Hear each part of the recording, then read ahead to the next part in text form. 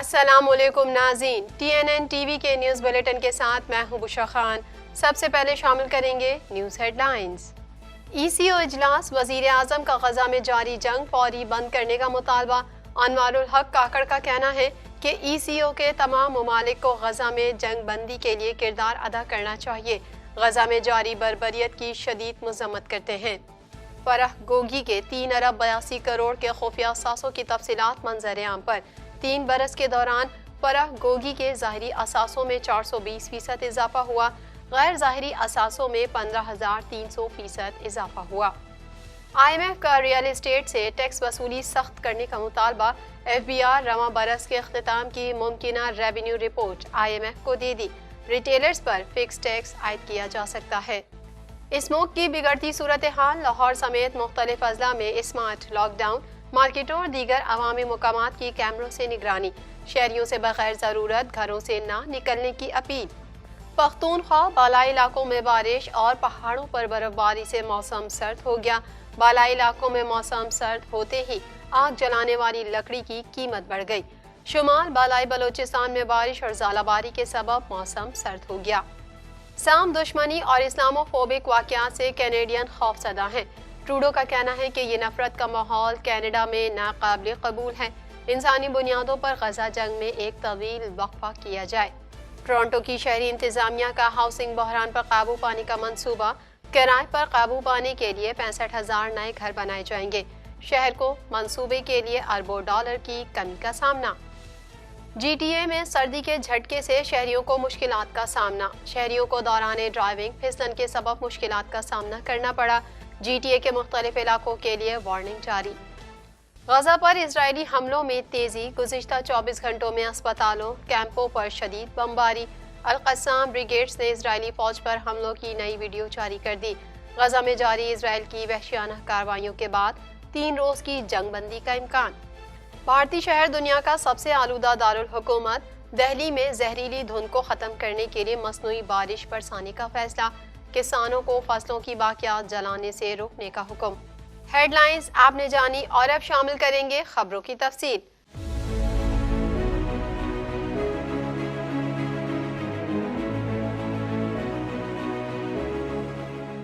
1.25 کروڑ کی آبادی پر مشتمل کراچی میٹروپولیٹن سٹی میں صحت کے حوالے سے ہسپتال تو بہت، لیکن فزیو تھراپی سینٹر نایاب ہیں۔ الحمدللہ ہم نے اس کمی کو پورا کرتے ہوئے گلستان جوہر میں زبیداس فزیو تھراپی سینٹر کا آغاز کر دیا ہے۔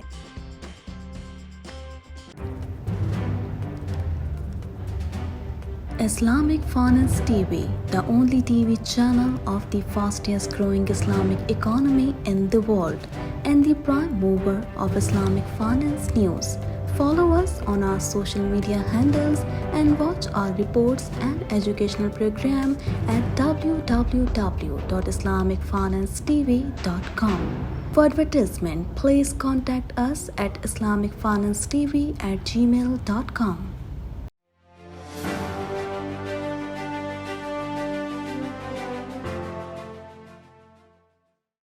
نگراں وزیر اعظم انوار الحق کاکڑ نے کہا ہے کہ اسرائیلی جوہریت کی شدید مذمت کرتے ہیں۔ معصوم بچوں اور خواتین کو نشانہ بنایا جا رہا ہے۔ غزہ میں جاری جنگ فوری طور پر بند ہونی چاہیے۔ مزید جانیں گے اس رپورٹ میں۔ نگراں وزیر اعظم انوار الحق کاکڑ نے کہا ہے کہ اسرائیلی جوہریت کی شدید مذمت کرتے ہیں۔ معصوم بچوں اور خواتین کو نشانہ بنایا جا رہا ہے۔ غزہ میں جاری جنگ فوری طور پر بند ہونی چاہیے۔ تاشقند کنونشن سینٹر میں اقتصادی تعاون تنظیم کے 16ویں سربراہی اجلاس سے خطاب کرتے ہوئے نگراں وزیر اعظم انوار الحق نے کہا، غزہ میں جاری بربریت کی شدید مذمت کرتے ہیں۔ غزہ میں جاری جنگ فوری طور پر بند ہونی چاہیے۔ نگراں وزیر اعظم نے کہا کہ ECO فورم کو ایک باقاعدہ تنظیم کی شکل دینا ہوگی۔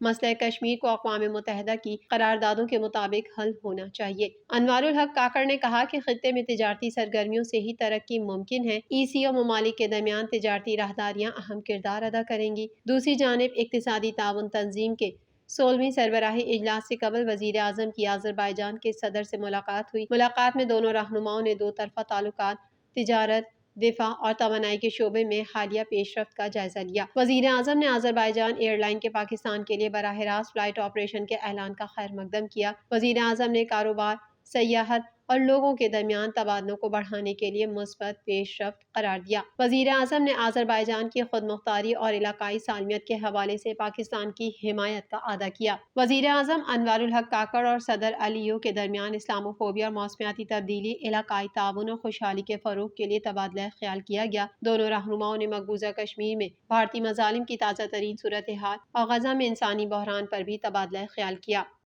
عمران خان کی مبینہ فرنٹ پرسن فرحت شہزادی اور فرح گوگی کے ظاہری اور غیر ظاہری اثاثوں میں 2017 سے 2020 تک 4 ارب 52 کروڑ روپے کا حیرت انگیز اضافہ ہوا۔ مزید جانتے ہیں اس رپورٹ میں۔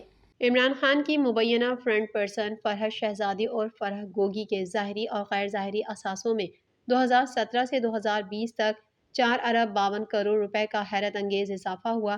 فرح گوگی نے 2020 میں 95 کروڑ روپے کے اثاثوں کو تسلیم کیا، مگر اس سے ہٹ کر ان کے غیر ظاہری مگر ملکیتی اثاثے 3 ارب 82 کروڑ روپے ہیں۔ میڈیا رپورٹ کے مطابق پی ٹی آئی کے 3 سالہ دور حکومت کی کرپشن کی داستان سامنے آ گئی۔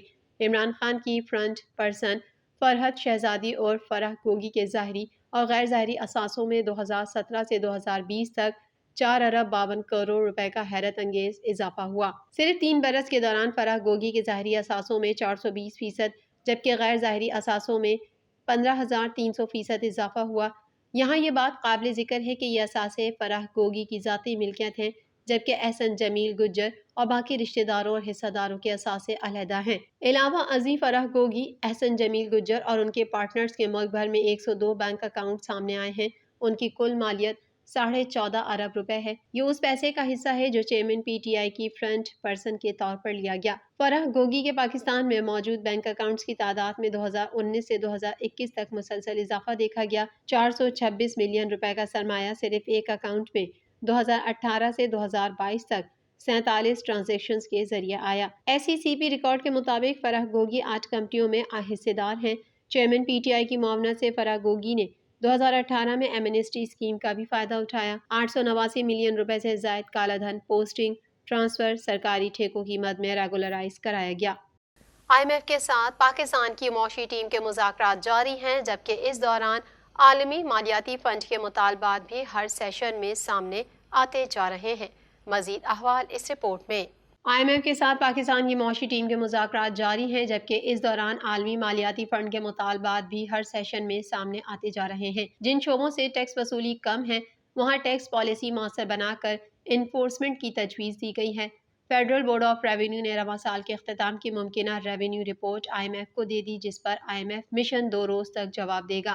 بین الاقوامی مالیاتی فنڈ کے ساتھ تکنیکی سطح کے مذاکرات آج 6ٹھے روز بھی جاری ہیں، جس میں آئی ایم ایف نے ریئل اسٹیٹ پر ٹیکس کی سختی کے ساتھ نفاذ کا مطالبہ کیا ہے۔ آئی ایم ایف کو ٹیکس پالیسی اور انتظامی امور کے لیے قائم ٹاسک فورس پر بھی بریفنگ دی گئی۔ ذرائع کا کہنا ہے کہ شارٹ فال ہوا تو ریٹیلرز پر فکسڈ ٹیکس عائد کیا جا سکتا ہے۔ ایف بی آر دسمبر کے بعد ریٹیلرز پر ٹیکس عائد کرنے کے اختیارات استعمال کر سکتا ہے، تاہم زرعی شعبے پر ٹیکس کے لیے صوبوں سے مشاورت کرنا لازمی ہے۔ اس موقع کی مسلسل بگڑتی صورتحال کے باعث لاہور سمیت مختلف اضلاع میں اسمارٹ لاک ڈاؤن نافذ کر دیا گیا۔ مزید تفصیلات اس رپورٹ میں۔ اس موقع کی مسلسل بگڑتی صورتحال کے باعث لاہور سمیت مختلف اضلاع میں اسمارٹ لاک ڈاؤن نافذ کر دیا گیا۔ میڈیا رپورٹ کے مطابق صوبے میں اس موقع کی صورتحال مسلسل خراب ہو رہی ہے، جس کی وجہ سے شہری بیمار ہونے لگے۔ نگراں صوبائی حکومت کی جانب سے صوبائی دارالحکومت لاہور سمیت مختلف اضلاع میں اسمارٹ لاک ڈاؤن نافذ کر دیا گیا۔ لاہور اور اسموک سے متاثرہ دیگر اضلاع میں جمعرات اور جمعے کے روز جزوی طور پر اسمارٹ لاک ڈاؤن نافذ کیا جا رہا ہے، جبکہ ہفتے اور اتوار کو مکمل طور پر اسمارٹ لاک ڈاؤن نافذ رہے گا۔ ضلع انتظامیہ کی جانب سے شہریوں سے اپیل کی گئی ہے کہ 4 دن میں بغیر کسی ہنگامی ضرورت کے اپنے گھروں سے نکلنے سے گریز کریں۔ لاہور میں جمعرات کے روز ایئر کوالٹی انڈیکس 450 سے تجاوز کر گیا، جس کے بعد شہر میں اسمارٹ لاک ڈاؤن پر عمل درآمد کروانے کے لیے ضلع انتظامیہ، پولیس اور دیگر محکمے سرگرم ہیں۔ اس حوالے سے تمام متعلقہ اداروں نے حکمت عملی بھی تشکیل دے دی ہے۔ انتظامیہ کی جانب سے اسمارٹ لاک ڈاؤن کے دوران سیف سٹی کیمروں کے ذریعے مرکزی علاقوں کی مارکیٹوں، بازاروں اور دیگر عوامی مقامات کی انتہائی توجہ کے ساتھ نگرانی کی جائے گی۔ اس حوالے سے ضلع انتظامیہ اور پولیس نے تاجر تنظیموں کو صورتحال سے آگاہ کرتے ہوئے اعتماد میں لے لیا ہے۔ ڈی سی لاہور رافعہ حیدر کے مطابق ہفتہ اور اتوار کو لاہور سے باہر آنے جانے والی ٹریفک بند ہوگی۔ انسداد اسموک لاک ڈاؤن کے ساتھ ساتھ آلودگی پھیلانے والوں کے خلاف کارروائیاں جاری ہیں، جبکہ اسموک لاک ڈاؤن کامیاب بنانے کے لیے پولیس شہر کے داخلی خارجی راستوں پر ناکہ بندی کرے گی۔ پختونخوا کے بالا علاقوں میں بارش اور پہاڑوں پر برف باری کے بعد موسم سرد ہو گیا، مزید جانیں گے اس رپورٹ میں۔ پختونخوا کے بالا علاقوں میں بارش اور پہاڑوں پر برف باری کے بعد موسم سرد ہو گیا۔ صوبائی دارالحکومت پشاور اور اس کے نواحی علاقوں میں بھی کل سے بارش کا امکان ہے۔ محکمہ موسمیات کے مطابق شہر پر آج صبح ہی سے بادل چھائے ہوئے ہیں، جس کی وجہ سے جمعرات اور جمعے کی درمیانی رات سے صوبے کے بعض علاقوں میں کہیں تیز اور کہیں ہلکی بارش کا امکان ہے۔ صوبے کے بالائی علاقوں میں پہاڑوں پر بھی ہلکی برف باری ہو سکتی ہے۔ شمال بالائی بلوچستان میں بارش اور ژالہ باری کے سبب موسم سرد ہو گیا ہے۔ محکمہ موسمیات کے مطابق شمال بالائی بلوچستان کے علاقے چمن، زیارت، کان مہترزئی اور توبہ اچکزئی میں درجہ حرارت 0 ریکارڈ کیا گیا ہے۔ چترال میں گزشتہ شب سے بارش اور پہاڑوں پر برف باری کا سلسلہ جاری ہے۔ درہ لواری، مڈ کرسٹ، بگوشت اور کالاش وادی کے بالائی علاقوں میں برف باری کی اطلاعات ہیں۔ ادھر اپر چترال کے درہ شندور، کھوت، تریچ کے بالائی علاقوں اور پہاڑوں پر بھی برف باری جاری ہے۔ چترال میں بارش اور برف باری کے بعد موسم سرد ہونے سے آگ جلانے کے لیے استعمال ہونے والی لکڑی کی قیمت میں اضافہ ہو گیا۔ مقامی ذرائع کے مطابق جلانے والی لکڑی لوئر چترال میں 850 سے 900 روپے من اور اپر چترال میں 1200 روپے من تک فروخت ہو رہی ہے۔ مزید خبریں بھی بلیٹن کا حصہ ہوں گی اس بریک کے بعد۔